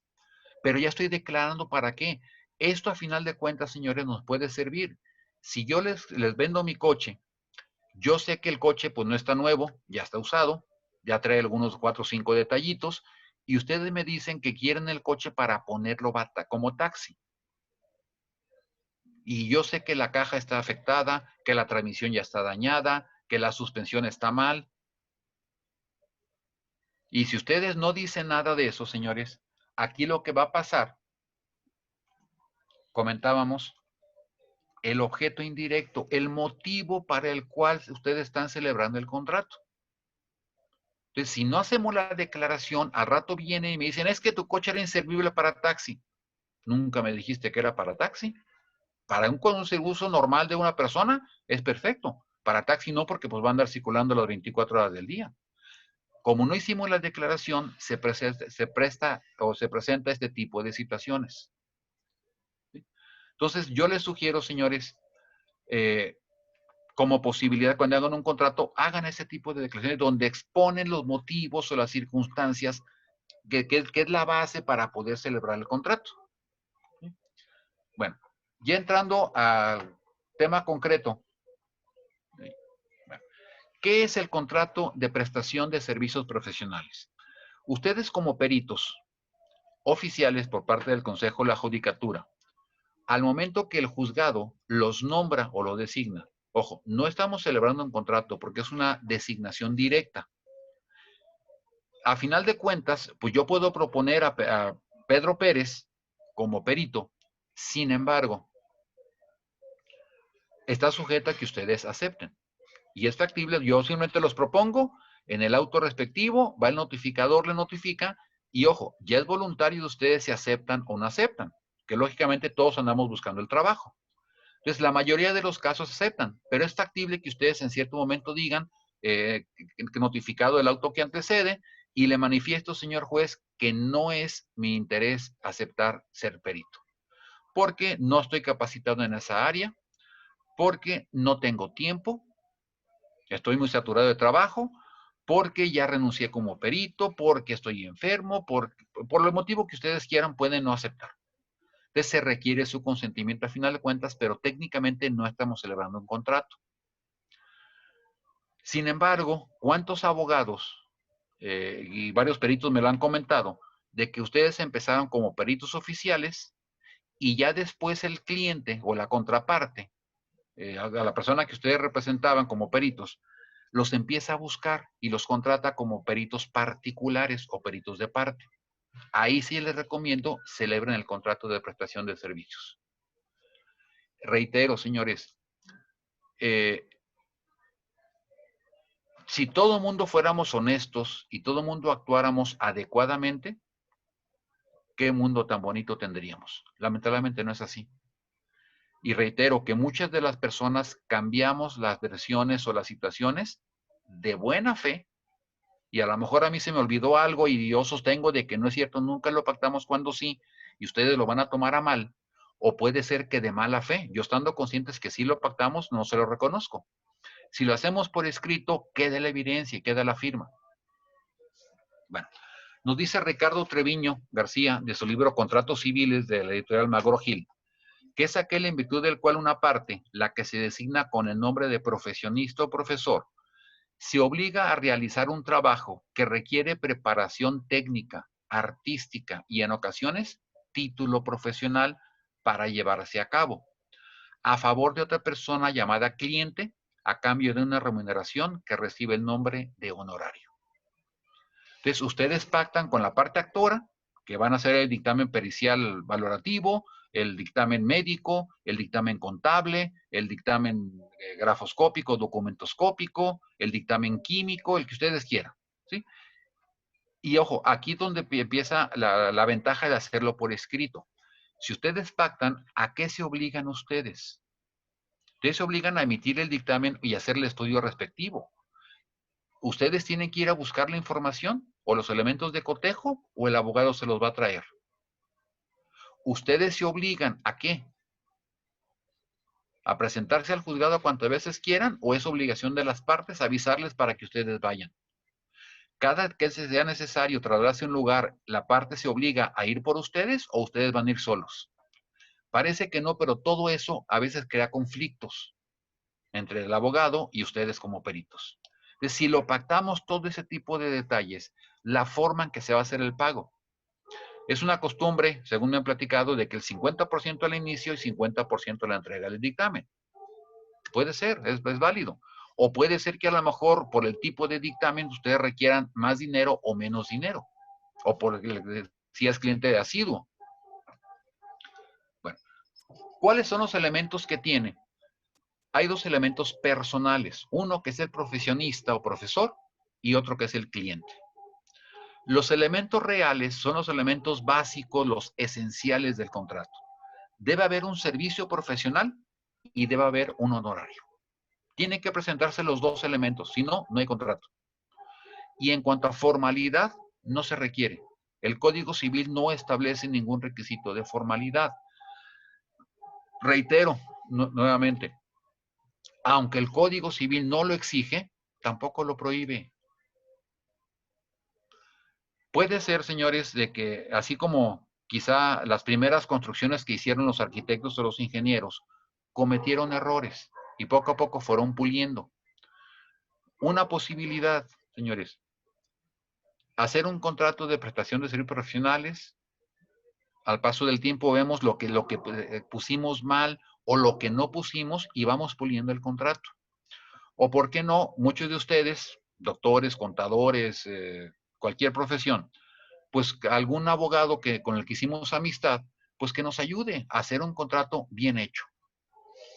Pero sobre todo, no hay que olvidar nunca, señores, un contrato, inclusive de prestación de servicios profesionales, no es un solo formato rígido único. Ese contrato hay que adecuarlo a las necesidades que se están presentando en cada caso que yo voy a estar manejando como perito. No es lo mismo, por ejemplo, que le maneje a una empresa a que le maneje un particular. Y no es lo mismo que yo analice el documento en cuanto a su literalidad o escritura o analice nada más la firma. O en el caso del contador, no es lo mismo que revise 193 o a que verifique la autenticidad de la información de la balanza de comprobación. Entonces, ese contrato vamos a tener que adaptarlo a cada necesidad. Sería tanto como si ustedes tuvieran una tienda de trajes o de vestido de mujer y con un solo formato, pues quieran que todas las mujeres quepan en el mismo vestido. No, hay que adaptar el vestido a la necesidad de cada mujer, a las medidas, a la altura, a la gordura, a lo flaco, el tamaño del busto, etcétera. Entonces, eso es lo que tenemos que hacer con el contrato. Adaptarlo a las situaciones de cada persona, de cada asunto. ¿Sí? En ese contrato, el profesionista se obliga primero a prestar el servicio en el lugar, en el tiempo y en la forma convenidos.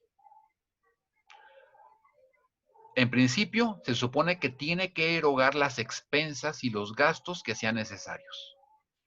Si es necesario un archivo fotográfico, pues de entrada ustedes lo van a pagar. Ya en el precio total va incluido. Ustedes lo van a incluir. Y ustedes quizá van a decir que si los contrato para que hagan un estudio valorativo en un terreno ubicado en Cihuatlán, Jalisco, ustedes mentalmente van a decir, a ver, yo requiero cobrar, un ejemplo, 7,000 pesos. De viaje, de gasolina, me voy a gastar como 1,000 pesos. Voy a tener que darme 2 días, entonces una noche de hotel me cuesta tanto, más tanto de comidas, más tanto de gastos que tengo que hacer, por quizá algún agradecimiento en registro público, tengo que ir a Autlán de regreso para checar registro público, algún amigo, compañero de la carrera que está allá en Cihuatlán, que me auxilie, pues de invitarlo a comer. O sea, todo eso ustedes lo van meditando. Esto va a implicar que ustedes van a decir, ¿sabe qué, abogado? Yo por ir hasta allá a Cihuatlán, yo le cobro 15,000 pesos. Yo requiero 9,000 de entrada y 6,000 contra la entrega del dictamen. Sí, pero en esos 9,000 de entrada ya están incluyendo el gasto de viaje, alimentación, la comida que le van a pagar al compañero, todo. ¿Sí? Entonces, se supone que ustedes tienen que erogarlos y después se les debe reembolsar. ¿Sí? Siguiente, responder por su negligencia, impericia o dolo. No, siento que no requiere mayor explicación. Si ustedes obran con negligencia, de mala fe lo hacen las cosas mal hechas, por su impericia. Si ustedes me piden a mí que yo pinte un coche, pues yo no sé pintar coches, lo voy a hacer todo mal hecho. O en un trabajo de madera, pues lo voy a hacer, sí lo voy a hacer, pero todo chueco y todo flojo y todo mal cortado. O si lo hago con dolo. ¿Sí? Entonces debo responder de cualquier daño y perjuicio que ocasione. Y debo guardar el secreto profesional. No andar divulgando de que me contrató a mí el Canelo Álvarez y que yo soy el perito de Rafa Márquez o de Hugo Sánchez o de Messi. ¿Sí? Debo guardar el secreto profesional. ¿Sí? ¿Y a qué se obliga el cliente? A pagar los honorarios y a reembolsar las expensas, es decir, los gastos y costas. Sin embargo, señores, yo pondría más datos.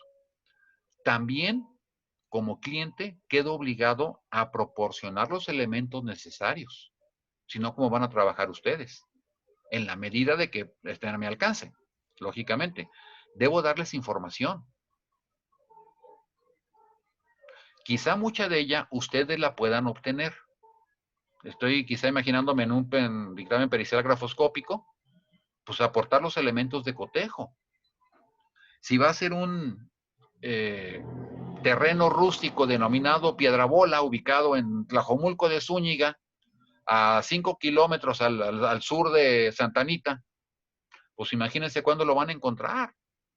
Entonces yo debo quedarme obligado a proporcionarles información, la ubicación, prácticamente llevarlos. Entonces, todo eso es lo que tenemos que pactar, señores. Yo estoy tomando lo que es la teoría, lo que el libro, lo que es el Código Civil, pero hay muchas otras cosas que nada nos impide el poder pactarlos y aclarar desde un principio todo ese tipo de puntos. Y si en el contrato se establece de que yo como cliente me obligo a llevarlos cuantas veces sea necesario al terreno, al rato ustedes no hacen el dictamen porque dicen que yo nunca los llevé. Y si no lo pactamos en el contrato, yo al rato decir, ¿y cuándo quedamos, arquitecto o ingeniero, que yo lo iba a llevar? Usted se comprometió a su responsabilidad. Usted tiene que ir al terreno. Usted dice, no, es que usted dijo. No es cierto, yo nunca dije, no me acuerdo. Ya, se rompió la relación, el dictamen no se hizo, ustedes quedaron mal, quedamos enojados, ya no cobraron la otra mitad de sus honorarios, yo quedo molesto porque no me hicieron el trabajo como yo quería, y empiezan los malos entendidos. ¿Sí? Bueno, en cuanto a honorarios, señores, en principio se supone que las partes debemos pactar cuál es el honorario que se va a pagar. Puede ser un porcentaje, puede ser una cantidad fija, puede ser como ustedes quieran, tantas sumas, tantos días de salario mínimo. Sin embargo, el Código Civil nos dice que si las partes no pactan, no establecieron nunca dijimos cuánto les iba a pagar, se debe cuantificar conforme al arancel. En su defecto del arancel, serán regulados, y nos da todo este tipo de parámetros, que esto y nada, siempre he opinado yo, señores, es la nada. Ok, no pactamos honorarios. Tampoco el arancel lo establece. Entonces, yo debo tomar en cuenta las costumbres del lugar, la importancia del trabajo, asunto o caso en que se presentare, las facultades pecuniarias con el cliente y el prestigio y reputación de ustedes profesionistas o peritos. Quizá yo como juez que voy a resolver el asunto, pensando de que no llegaron a un acuerdo, ustedes demandaron al cliente por el cumplimiento del contrato y el pago de sus honorarios, ¿cuánto hay que fijar de honorarios? Ustedes no lo pactaron, el arancel tampoco lo habla. El juez civil en este caso, pues debe tomar en cuenta todo esto. ¿Y en qué consiste el prestigio y reputación del profesionista? A lo mejor yo muchos de ustedes no los conozco y para mí no tienen prestigio o reputación. A lo mejor son los mejores en su área, en su campo, pero yo no lo conozco. Las facultades pecuniarias del cliente. Pues a lo mejor sabemos que hemos visto que hay empresas muy grandotas que aparentemente se ven muy bonitas, pero tienen un déficit económico impresionante. No tienen dinero y todo lo deben. el asunto o caso en que se presentare el dictamen. Pues, ¿qué tan importante es, señores? ¿Un asunto de 500,000 pesos será importante? ¿Será trascendente? Para mucha gente sí, pero si le decimos a Carlos Slim que perdió 500,000 pesos, pues le va a dar risa. Es más, no 500,000, 500 millones, no pasa nada. Y él los pierde, no pasa nada. Pero hay gente que 30,000 pesos es toda la fortuna. Entonces, por eso digo que es muy subjetivo. Importancia del trabajo prestado. Ese dictamen que ustedes elaboraron y que no les pagaron, ¿qué tan importante era ese trabajo que hicieron respecto del asunto? ¿Fue toral o fue algo más superficial? Entonces, son muchos factores que no se puede determinar, ¿sí? Ahora, si ustedes recuerdan, el arancel para peritos, por acá ya lo tenía abierto, pues es un arancel un poquito viejo. Habla de algunos casos, algunas hipótesis, se lo estoy compartiendo, respecto de bienes muebles. Por los primeros 500 pesos se va a cobrar 20 pesos. Por los siguientes 500 pesos, un centavo a 5,000 se cobra el 3%, el 2%, el 1 y el medio. En cuanto a joyas, respecto de bienes inmuebles, ya más o menos todos lo conocemos. Medición con o sin avalúo y localización, se cobra 100 pesos por hectárea. Pues siento yo que es simbólico, señores, este arancel, ya es muy viejo. Sin embargo, hay gente también que opina, ok, 100 pesos por hectárea. Este arancel, si ustedes recuerdan, ¿cuándo fue expedido? Flavio Romero de Velasco. Él estuvo 76-82. ¿Sí? Concretamente, 77. Fue cuando se expidió este arancel. Acuérdense que en el año 93 hubo la reforma monetaria aquí en México, aparecieron los nuevos pesos y el punto decimal hay que recorrerlo 3 lugares. Entonces, ¿en qué quedamos, señores?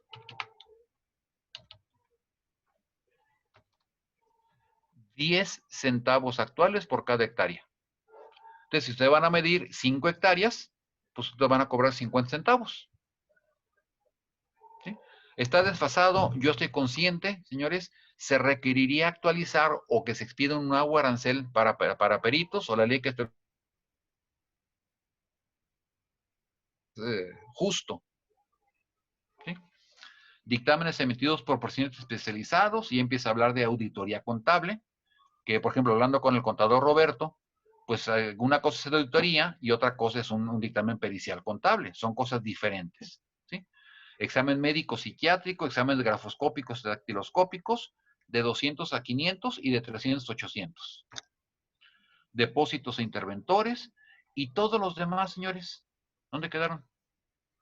Paleógrafos, traductores, cobrarán 100 pesos por la primera hoja escrita. Sí, pero ya vimos que estos 100 pesos se convierten en 10 centavos. Entonces, hay muchas áreas que no están explotadas, que no están reguladas. Entonces, ahí, pues prácticamente cada quien pacta lo que quiera. Y no me dejarán mentir muchos de ustedes de que luego empieza el problema y ustedes me dicen, señor juez, los nombro como peritos, evaluadores o peritos grafoscópicos, me dicen, yo cobro 15,000 pesos por hacer el dictamen. Ok, si tiene por hecha la manifestación del perito, désele vista a la parte contraria o a las partes para que se manifiesten. Viene el actor y nos pelea y nos dice que no, que es exagerado, que es mucho. Les doy vista a ustedes pues, para que reconsideren. Ustedes me dicen que no y empieza el brete de vista, vista, vista, vista. Y resulta que yo he visto expedientes que tienen 6 meses y no se resuelve nada. ¿Sí?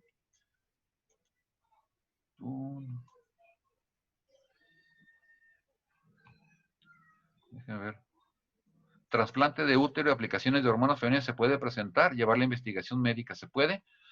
Yo sería de la opinión que sí, doctor Enrique, sería factible porque va a ser un estudio simplemente de la viabilidad de que se pueda aplicar esas hormonas femeninas y ver el resultado. Ahora, ¿a qué se obliga usted? ¿A que yo me convierta en mujer? ¿O se obliga a hacer el estudio para ver la viabilidad? No es lo mismo, ¿sí? Entonces, habría que ver, sí, cuál es el objeto del contrato, ¿sí? De doctor Marcos Miranda dice, en el caso de acuerdos posteriores al divorcio, ¿se puede incluir y reclamar el que los hijos no sean alienados parentalmente? Se puede pactar. Sin embargo, sabemos que esta es una obligación legal que ni siquiera requiere pacto. Está prohibido, ¿sí? Entonces, sin embargo, bueno, no sucede nada si en el propio acuerdo que tengamos, el convenio, pues digamos que nos comprometemos a ambos cónyuges a no realizar alienación parental respecto de los hijos. ¿Sí? Don Víctor Núñez, otra pregunta, dice, quisiera agradecer el día de hoy por la ponencia interesante. Yo puedo dar un ejemplo con X contrato. Un ejemplo es un contrato de arrendamiento donde firma el arrendador y arrendatario, donde les falsifican las firmas y donde tiene validez oficial por parte de un ayuntamiento o bien de elegido. Pero igual los sellos y firmas son falsificados y aún así lo hacen válido. Lógicamente, don Víctor, los contratos, si usted me presenta a mí un contrato, pues yo de entrada doy por sentado que es un contrato válido. Tendría que demostrarse la falsedad. De hecho, acuérdense que la regla general es que los actos positivos son los que son materia de prueba, no los hechos negativos. Los hechos negativos no son materia de prueba, salvo cuando la negación envuelve una afirmación. Entonces, si usted, don Víctor, me dice que no es cierto que usted haya firmado, está indicando que está falsificada, es un hecho positivo y hay que demostrarlo. Si usted lo demuestra, ese contrato pierde validez, es nulo. ¿Sí? Ok. Creo que son todas las preguntas. ¿Ya existe un nuevo arancel? Don Felipe de Jesús, no tengo conocimiento, déjeme investigarlo. Yo me quedo todavía con el arancel viejo. Sí, Janet. Muchas gracias. Bueno, doctor Daniel, hay una información que está pendiente de proporcionarles en próximas fechas. De acuerdo a un evento que se llevó a cabo en donde Gobierno Abierto solicitó que se dieran algunos cambios para los peritos, una de las cuestiones era justo revisar este arancel. Entonces, el Consejo de la Judicatura sacó un acuerdo general con la propuesta de arancel. Yo creo que esto mañana vamos a ahondar un poco más en este tema y sería conveniente platicarlo ya para que también conozca esta propuesta que el Consejo sacó ya mediante un acuerdo. Ok, aunque aquí me queda la duda, Janet, como vimos hace rato, la ley que establece la remuneración de los servidores de la justicia fue expedido por el Congreso de la Unión con publicación o aprobación del Ejecutivo. Así es. Entonces, ¿hasta qué grado un acuerdo del Consejo podrá dejar sin efecto la ley? Así es. Es discutible. Así es parte de la discusión que tendría que generarse.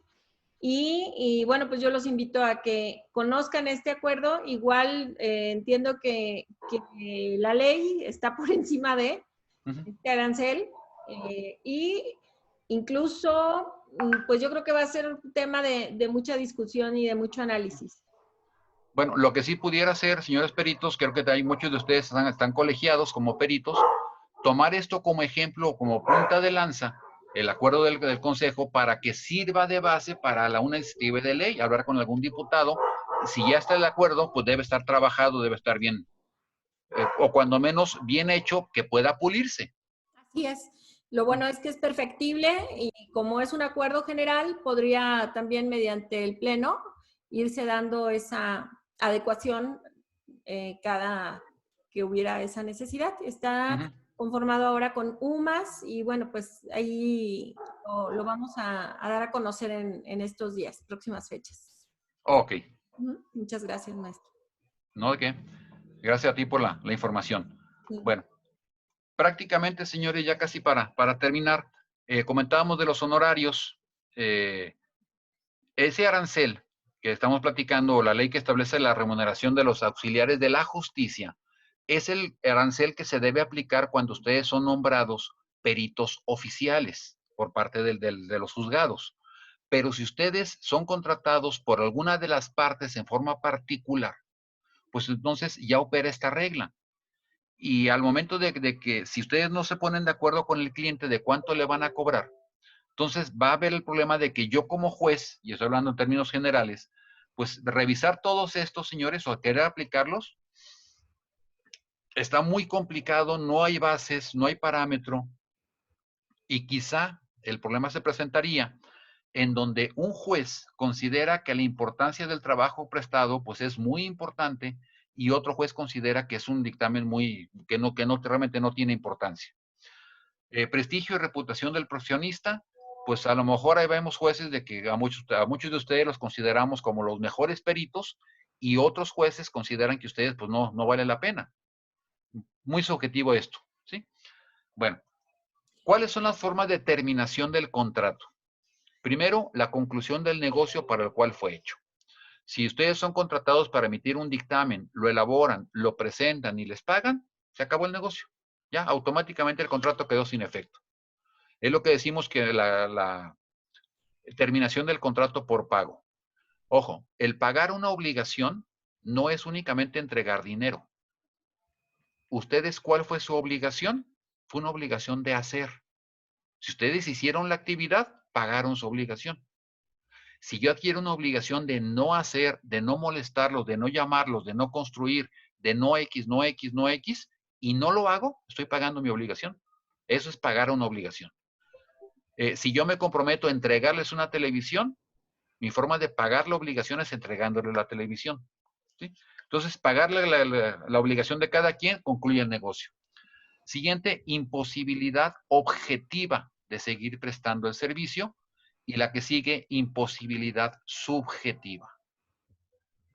Si ustedes me están pidiendo que yo analice la firma que aparece en el acta de nacimiento original de tal persona, pero resulta que yo me pongo a investigar esa acta y resulta que se quemó, se la robaron, se inundó el pueblo, desapareció, pues hay una imposibilidad objetiva. No puedo cumplir con el encargo porque hace falta ese elemento de cotejo o hacer el estudio respectivo.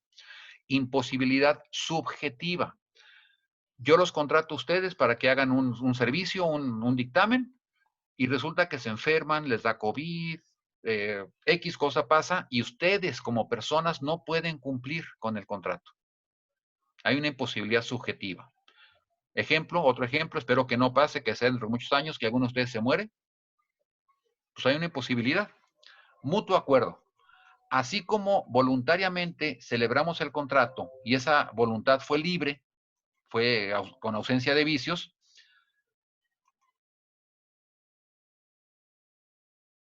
ningún problema. Muerte o estado de interdicción del profesionista. ¿Sí? Revocación, cuando se pueda revocar el contrato, o desistimiento. ¿Sí? Creo que hay más preguntas. Por respeto. Ok, don Juan Alberto, si existe un nuevo arancel, pero aún los peritos no aceptan ajustarse a él, pero la ley es válida y aplicable mientras no se reafirme. Sí, efectivamente, la ley es adelante, Janet. No, perdón, hay algunas preguntas de YouTube que quisiera hacerle llegar, pero si gusta responder. Ajá. Adelante. Mire, por aquí hay una persona de nombre, María Julia Imacio Gómez. Dice, si se ha dado un poder a una persona y ya no se quiere otorgar dicho poder, bueno, ¿qué se debe hacer para anularlo? Es que no todos son abogados, quiero hacer esa aclaración porque son peritos de todas las áreas del conocimiento. Sí, estoy consciente, Janet. Sí, en este caso, si usted le otorgó un poder, un ejemplo, yo le otorgo un poder a la licenciada Janet. Al paso del tiempo ya no quiero que tenga ese poder, no es nulificarlo, es más bien revocarlo. Eso necesito ir con un notario, el mismo notario que se otorgó el poder o cualquier otro notario y manifestar que quiero revocar el poder que le otorgué en tal escritura ante tal notaría. Este notario, la única obligación que tiene es levantar el acta respectiva y es notificarle a la licenciada Janet que su poder está revocado. Ya, es todo el trámite que hay que hacer. Y bueno, hay muchísimas felicitaciones, sobre todo por la claridad de la exposición. Al principio muchas gracias. Me decían que la exposición es muy interesante, pero que no iba dirigida a peritos, sino a materia civil. Creo que no habían entendido, a lo mejor ya después como que lo aclararon, clarificaron esa parte. La esencia de esta plática es darles a conocer como esa generalidad para que ustedes vayan adentrándose y lleguen a este contrato de prestación de servicios profesionales, que es lo que hoy nos ocupó, porque en algún momento dado ustedes van a tener que llevar a cabo este tipo de contrato, ¿no? A ver, ¿alguna otra pregunta que hay aquí? Bueno, pues felicitaciones, felicidades por la exposición al consejo, al maestro Daniel, uno de los mejores jueces del consejo, sin duda. Bueno, Sí, gracias, gracias. mucho. ¿Cuál es la diferencia entre revocación y desistimiento? Ok, la revocación implica que yo mi voluntad la echo para atrás. Y el desistimiento es que yo no echo para atrás, sino simplemente perdono la deuda, ya no quiero reclamar o ya no quiero el cumplimiento. Dice Daniel Mena, buenas tardes, noches, maestro Daniel, muy ilustrativa su ponencia. Actualmente Muchas gracias, arquitecto. los peritos tenemos que apegarnos a la nueva normalidad y a la mesura con relación a los aranceles, Daniel Mena. Pues sí. En el hospital realizamos acuerdos con familiares que desean altas voluntarias de su paciente. ¿Qué me puede orientar, doctor Daniel, y cuáles observaciones me compartiría? Soy el ETS. Ok, en ese sentido, cheque usted la Ley General de Salud, que es la que regula en este caso la atención médica en cuanto a hospitales. Si ellos requieren, o un ejemplo, yo estoy hospitalizado, quiero pensar que es doctor L, yo estoy hospitalizado y yo quiero obligatoriamente la alta médica, ya no quiero estar ahí en ese hospital con usted, quiero estar en un hospital particular o un hospital público. Su recomendación que yo le puedo hacer es en el acta, en el acta que se levante del acta, del alta médica, asentar sus observaciones como médico, sus sugerencias de que no es recomendable por esta situación, pero que no obstante eso, yo quiero dejar el hospital. Entonces, que sea bajo mi responsabilidad, pero que usted me advierta cuáles son las complicaciones que se pueden presentar. Así es. No me puede obligar a que me quede en el hospital, yo puedo salirme, pero sí que me explique cuando menos qué riesgo estoy tomando yo por no recibir la atención en ese momento, en el traslado, qué consecuencias puede haber, para que ya bajo mi responsabilidad, pues yo acepte o no acepte. Y así usted quede liberado de cualquier responsabilidad médica. Muy bien, nos dicen, ¿nos puede compartir la presentación? ¿Cómo ve usted? Claro que sí, con todo gusto. Yo un poco más tarde se la hago llegar a la maestra Janet por su correo electrónico para que ella a su vez se los comparta a ustedes. Muchas gracias, gracias. Otra pregunta dice, entendí que en base a lo dicho como secreto profesional no podemos poner nuestras actividades llevadas a cabo en campo profesional como parte de nuestro currículum. ¿Es correcta mi observación? Pudiera, pero sin poner datos personales. Así es. Es decir, yo he emitido 50 dictámenes y no estar diciendo que yo le emití un dictamen a Enrique Alfaro, otro se lo emití al Canelo Álvarez. No, o sea, determiné que en un contrato estaba falsificada la firma del Canelo. Eso ya es soltar información de más. Claro. Puede usted presumir con su currículum, decir que usted ha tenido 500 dictámenes emitidos, que los juzgados, los 500, 490 los han tomado en cuenta para efectos de resolver el asunto, en 10 consideró el juez que no, o los jueces que no. Puede usted decirlo así en forma genérica o forma general. Sí, otra pregunta más adelante dice, quedó la duda de si podemos meter al currículum o no los clientes que tuvimos como peritos. Si hubiera consentimiento del cliente, tal vez yo no sé en este caso si es conveniente o no. Pudiera ser, pero yo sugeriría, señores, no se metan en problemas de dañar derechos de personalidad, simplemente manejen datos generales. Así es. Bien, pues, bueno, ahí, ¿cómo pueden pasar la presentación? Ah, bueno, lo de la presentación se pasa a través de los grupos y a través del correo electrónico, así que eso, pues no.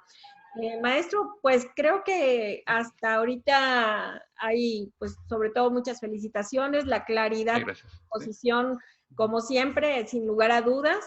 Y en estos momentos yo creo que van a subir la liga de salida. Tendríamos alrededor de 10 minutos para hacer esa última registro para todos. Y bueno, pues no nos resta más que agradecer y decirles que a todos los esperamos mañana en punto de las 5 de la tarde para que podamos estar con usted nuevamente en esta agradable charla, ilustrándonos. Con todo gusto. Nada más si me permite, Janet, una última diapositiva. Ay, sí, por supuesto, claro. Se las comparto, señores.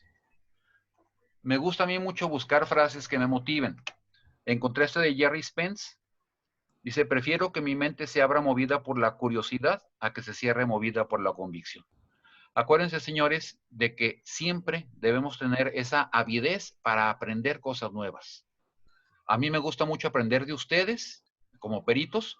Leo los dictámenes, trato de ir entendiendo poco a poco lo que son los dictámenes, el lenguaje que manejan, cómo hacer los estudios, y eso me enriquece.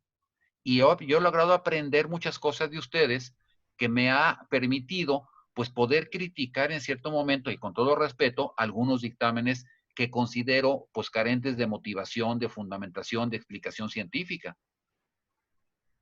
Muchos de los términos, digo, ya lo he aprendido. Entonces siempre hay que estar con esa avidez de aprender cosas nuevas. Aún sea de cocina, sea de mecánica, sea de jardinería, lo que sea. Yo estoy convencido, a final de cuentas, de que todo lo que aprendamos, señores, a la larga o a corto, mediano, largo plazo, nos va a servir. A lo mejor hacer una carne asada. Si no aprendemos nunca, señores, nunca nos va a quedar bien, ¿sí? Si yo no sé surcir, pues hay que aprender a surcir y tratar de hacer un surcido invisible. Insisto, lógicamente en las primeras ocasiones me va a quedar mal. Al paso del tiempo, con tanta friega, yo les comentaba el ejemplo de la carpintería. Pues yo me acuerdo que en mis pininos, en mi juventud, pues yo traté de hacer cosas de madera y me quedaban todas chuecas. Ya poco a poco he ido aprendiendo cuestiones de electricidad y me ha servido mucho aquí en la casa de todos ustedes. Entonces, siempre, señores, que su mente siempre esté abierta por ser curiosos, por ser el típico niño de por qué. Mediten, quizá un ejemplo, ¿por qué dice la gente que el cielo está arriba? ¿Y por qué no estamos al revés y el cielo está abajo? A lo mejor no salimos a nada, pero recapacitar. No, como dicen por ahí, señores, tragarse la información como son las cápsulas y va para adentro y ya, yo no investigo. No, simplemente esa cápsula, chéquenla, por cómo se fabrica. Ser curiosos, ¿sí? Bueno, con esto les agradezco la atención, Janet, Toño. Muchas gracias por la oportunidad. A todos los asistentes, señores, les espero no haberlos aburrido. Y el día de mañana platicaremos acerca de lo que es la prueba pericial. Muchas gracias. Perdón, maestro, tengo una pregunta más, sí, si no tiene inconveniente. Me dice que se tiene que registrar un contrato de servicios profesionales en Profeco antes de que se nos vaya, porque es pregunta de hoy. No requiere. Los contratos de adhesión son los que tienen que ser registrados en Profeco. Y sabemos que el contrato de adhesión es aquel contrato celebrado unilateralmente por una de las partes y la otra solamente se adhiere. Bien. Bueno, pues hasta ahorita creo que ahí vamos. Muchísimas gracias a todos. Les quiero recordar que tenemos una liga para el cierre, para que registren su asistencia y está publicándose en este momento tanto en el chat de aquí de Zoom, de la plataforma Zoom, como en el chat que se encuentra en YouTube, en las redes sociales. Tienen 10 minutos para hacerlo, su registro de entrada y de salida, y va a ser la mecánica todos los días. Los cursos se van a llevar a cabo martes, miércoles y jueves durante 3 semanas, esta semana y otras 2 que vienen. ¿Bien? Pues maestro, mil gracias. Maestro José Antonio, gracias por el apoyo como siempre y estamos aquí pendientes el día de mañana. Muchas gracias, maestro. Gracias a ustedes, Toño, Janet, a todos, muchas gracias. Que pasen buena tarde. Gracias. Gracias, buenas tardes a todas y a todos. Gracias.